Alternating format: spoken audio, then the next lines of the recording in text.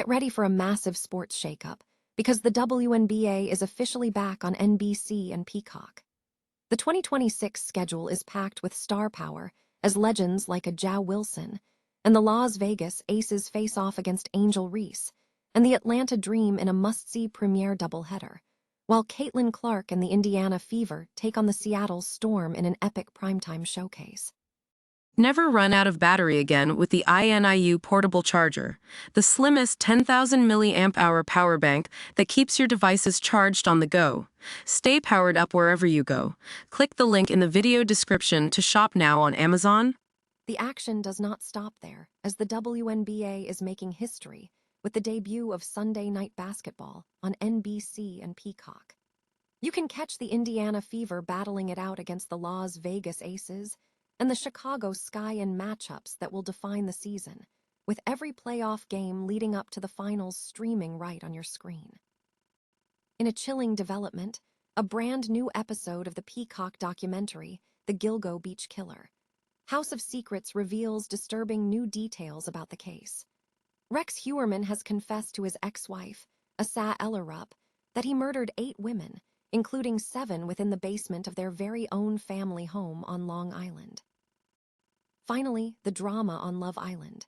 Beyond the Villa is heating up as Amya Papaya Espinal navigates a new chapter in New York, and the rest of the cast plans an explosive group getaway to Palm Springs. With friendships tested and new romances blooming, you do not want to miss a single second of the chaos. Make sure to hit that subscribe button and ring the bell so you never miss an update. The WNBA is officially back on network television, and the stage is set for a historic 2026 season that feels like a massive leap forward for the league. We are talking about a return to NBC for the first time in over 2 decades, paired with a major streaming push on Peacock that puts the league's biggest stars front and center for a massive audience. The action kicks off with an absolute banger of a doubleheader on May 17. Imagine the atmosphere. A Ja Wilson and the defending champion Las Vegas Aces clashing with Angel Reese and the Atlanta Dream, followed immediately by Caitlin Clark and the Indiana Fever facing off against Seattle's dynamic new spark, Flau'jae Johnson. It is rare to see the league leverage this kind of star power right out of the gate, but it shows they are fully leaning into the narratives that fans actually care about. The numbers are impressive, with nearly 25 games hitting Peacock, including high-stakes coverage of the semifinals and the pivotal Game 1 and 4 of the finals. What is even more exciting is the expansion. All 15 teams are getting their moment in the spotlight, including the league's newest additions, the Portland Fire and Toronto Tempo. NBC has also clearly invested in the presentation, tapping legends like Sue Bird and Cheryl Miller to anchor the studio alongside a dream team of broadcasters like Noah Eagle and LaChina Robinson. It is clear that the WNBA isn't just playing basketball anymore. They are playing for the top spot in the sports entertainment landscape. So, which matchup are you most hyped to see this year? And do you think the Aces can hold onto their crown against this wave of new talent? Let us know in the comments, and don't forget to subscribe so you don't miss any updates as we approach opening tip-off on May 8. After all, when the game evolves this fast, you really do not want to be the one playing catch-up. The wait is finally over. Basketball royalty is heading back to NBC. After more than 2 decades, the WNBA is officially returning to the network, and the 2026 schedule is absolutely stacked. We are talking about a star-studded lineup featuring Caitlin Clark, a Ja Wilson, Paige Buchers, and more, all ready to light up your screens across NBC, Peacock, and NBCSN. It is a massive moment for the sport, signaling just how far the WNBA has come. The action kicks off on Sunday, May 17, with the reigning champion Las Vegas Aces taking on the Atlanta Dream. But that is just the beginning. We are getting 22 regular season games, including the debut of Sunday Night Basketball in primetime. And for the diehard fans, you will hear that iconic Round Ball Rock theme song blasting before the games, bringing that classic big-time sports feel to the WNBA. With legendary voices like Sue Bird and Cheryl Miller on the call, the production quality is going to be top tier. Plus, NBC is covering the semifinals and the finals, ensuring you don't miss a second of the postseason drama.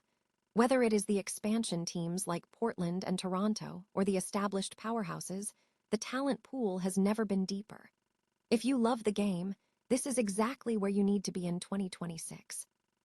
Make sure to hit that subscribe button and turn on notifications so you never miss a breakdown of the season's biggest matchups. Which team are you betting on to take home the title this year? Let me know in the comments below, because this is going to be a season for the history books. Imagine living in a house that you thought was a sanctuary, only to discover it was the stage for a nightmare. For years, the Gilgo Beach murders haunted Long Island, a mystery that seemed impenetrable. But now, in a chilling turn of events, the man at the center of it all has shattered his silence. Rex Heuermann, recently convicted, has admitted to his own ex-wife exactly where he committed these atrocities, and the answer is closer to home than anyone ever feared. In a haunting new episode of the Peacock docuseries, The Gilgo Beach Killer, House of Secrets, Asa Ellerup describes a jailhouse conversation that would give anyone chills. She recounts asking him directly about the body count, and his response was a cold, calculated 8. But the true horror lies in the location.